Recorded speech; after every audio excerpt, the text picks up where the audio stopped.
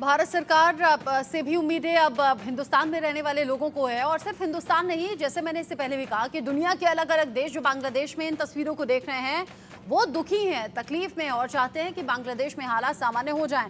Doctor HS. Rawat, हम जिस तरीके से अभी तक पाकिस्तान और अफगानिस्तान को लेकर जिक्र करते थे, अब तो बहुत खुलकर बांग्लादेश में वो सब घटनाएं सामने आ रही हैं। आपको क्या लग रहा है इसके पीछे जिन कट्टरपंथियों का हाथ है, जिन ताकतों का हाथ है, कभी हालात सुधर भी पाएंगे? रचना जी, मुझे नहीं लगता हालात सुधरेंगे अब। क्योंकि जब शेख हसीना जैसी मजबूत नेता वो इनको कंट्रोल नहीं कर पाई, तो मोहम्मद यूनुस के बस की बात नहीं है ये। मोहम्मद यूनुस तो सिर्फ एक मुखौटा के तौर पे बैठा दिए गए हैं, और पीछे जो कट्टरपंथी लोग हैं वो अब अपना खेल चालू रखेंगे। जितने भी इस्लामिक कट्टर लोग हैं, शरीयत को मानने वाले हैं, उनका खेल अब शुरू हो जाएगा। क्योंकि इनको जो पीछे से फंडिंग हो रही है वो पाकिस्तान और दूसरे कट्टरपंथी मुल्कों से हो रही है। पाकिस्तान यही तो चाहता है, वो हिंदुस्तान को डायरेक्ट अस्थिर तो नहीं कर सकता, लेकिन उसको लगा कि बांग्लादेश की सरकार को कमजोर करके वहां पर कट्टरपंथियों को आगे बढ़ा दिया जाए। और जो गजवाए हिंदुस्तान, जो कहते हैं ना कि गजवाए हिंदुस्तान हम बनाना चाहते हैं, कि हिंदुस्तान के अंदर किसी भी प्रकार से क्या हमारा शासन आ जाए दोबारा से, उस सोच के तहत जो काम कर रहे हैं वो किया गया है। जबकि मजबूत नेता जो बहुत बहुत अच्छे बहुमत के साथ जीत करके आई थी, उनको उखाड़ के फेंक दिया। तो मोहम्मद यूनिस तो कहते रहेंगे कि हमला ना करिए ना करिए, लेकिन वो करते रहेंगे और ये थमेगा नहीं। अभी सबसे बड़ी बात है कि यूएन ने जो देखा है, मानव अधिकार आयोग वहां पर देख रहा है, और यूएन की जो स्टेटमेंट आई है उससे लगता है थोड़ा बहुत कुछ फर्क पड़े। और अगर ये कंट्रोल नहीं होता है एक हफ्ते के भीतर भीतर, तो मुझे लगता है यूएन को मिलकर के सभी देशों की सेनाओं को वहां पर उतार करके शांति बहाली कराने की आवश्यकता है। क्योंकि एक देश अगर इसमें इन्वॉल्व होता है, भारत ही पूरा पूर्ण रूप से इन्वॉल्व होता है, तो मुझे लगता है फिर भारत के ऊपर बोला जाएगा कि उन्होंने परमिशन नहीं ली है।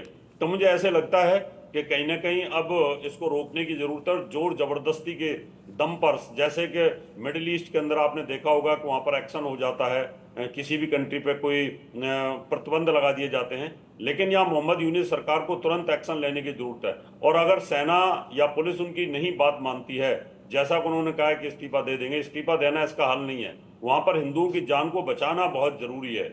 वहां पर हिंदुओं का जो बिजनेस है उसको जो टारगेट किया जा रहा है उसको बचाना बहुत जरूरी है। वहां उनकी अस्मिता को बचाना बहुत जरूरी है। क्योंकि अगर इसी प्रकार से वहां हाल रहा, एक एक भय बना दिया गया है, अगली बार फिर कहीं दूसरे राउंड के अंदर बुरा हाल किया जाएगा।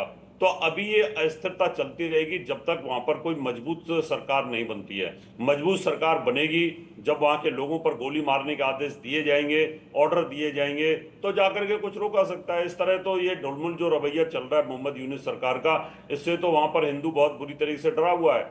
और जैसे कि मैं अभी सुन रहा था कि हम दरवाजे खोल भी देते हैं, दरवाजा खोलना उसका हल नहीं है। कहाँ तक दरवाजे खोले जाएंगे, कहाँ कहाँ से हम सारे हिंदुओं को यहाँ पर लेकर के आएंगे, क्योंकि ऑलरेडी भारत के ऊपर और फिर बहुत ये भी तो गारंटी बड़ा नहीं एक है ना कि सिर्फ पीड़ित हिंदू ही आएंगे, उनके बहाने कुछ और लोगों की एंट्री हो सकती है, कुछ और लोग यहाँ एंट्री ले सकते हैं, रोहिंग्या हो सकते हैं, आतंकी हो सकते हैं, ऐसे मौकों का फायदा उठाकर।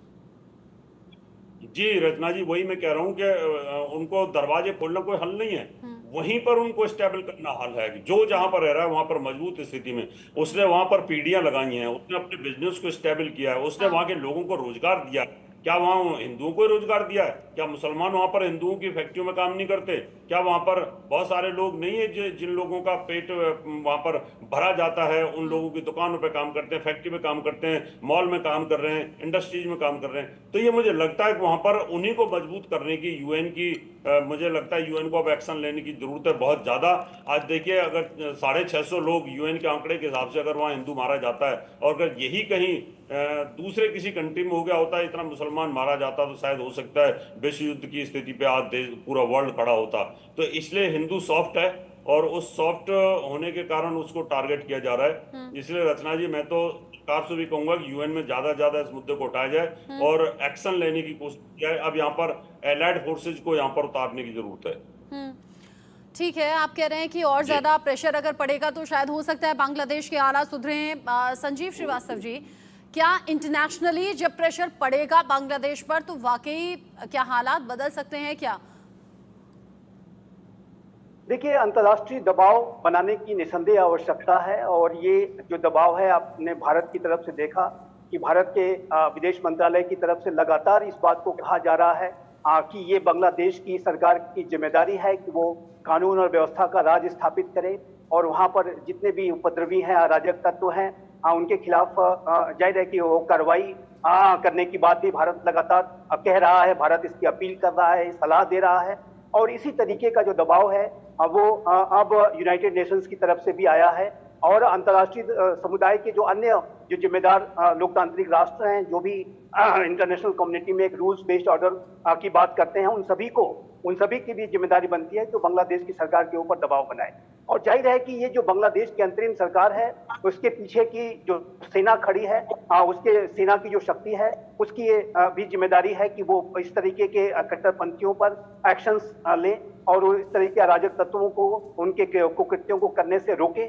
और ये जाहिर है कि बांग्लादेश के लोकतंत्र के लिए बेहद आवश्यक है।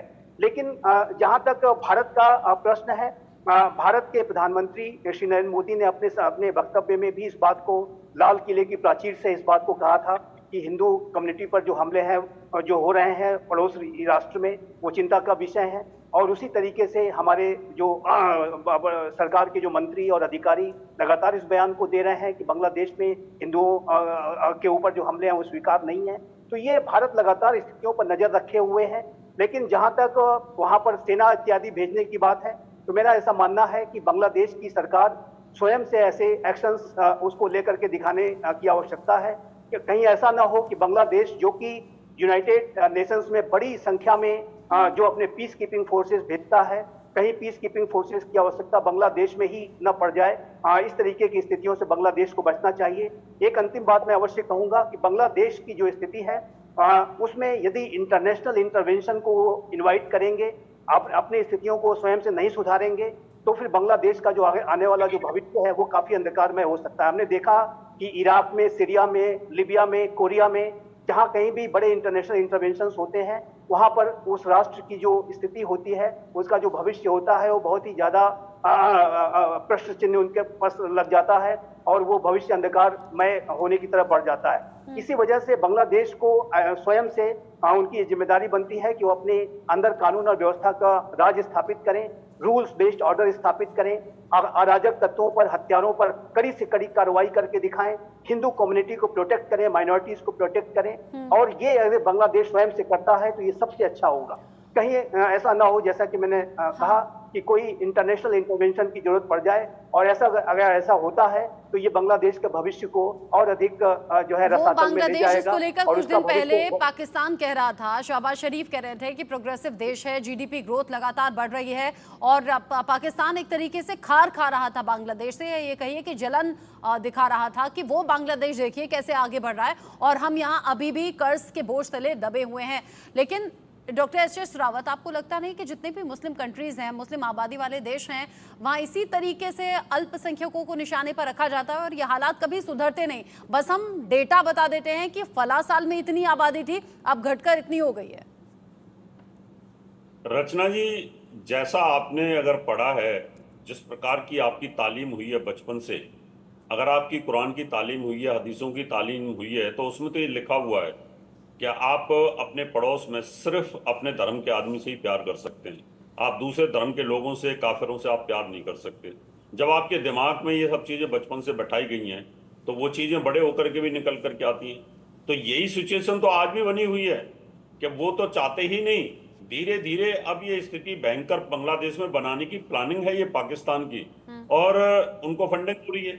अब जितनी अस्थिरता इस समय रहेगी बांग्लादेश में, उतना पाकिस्तान और अच्छा अपनी जो आतंकवाद है उसको बढ़ा सकता है। उनका यह है कि हिंदुस्तान के दोनों तरफ से, इधर से भी, ईस्ट और वेस्ट से भी हमारी गतिविधियां चालू रहें और हिंदुओं को किसी भी तरीके से वहां से धर्म परिवर्तन कराया जाए या उनको खदेड़ करके कहीं ना कहीं एकत्रित कर दिया जाए हिंदुस्तान के अंदर। वो उनकी सोच है और उन्हीं के सारे वो अपने जो दूसरे टेररिस्ट विंग है उनको डालना चाहते हैं, उन्हीं के अंदर से कुछ लोगों को अंदर घुसाना चाहते हैं। तो ये चीज अभी मुझे लगता नहीं है थमने वाली है जब तक कि कोई बहुत सख्त शासक नहीं आता।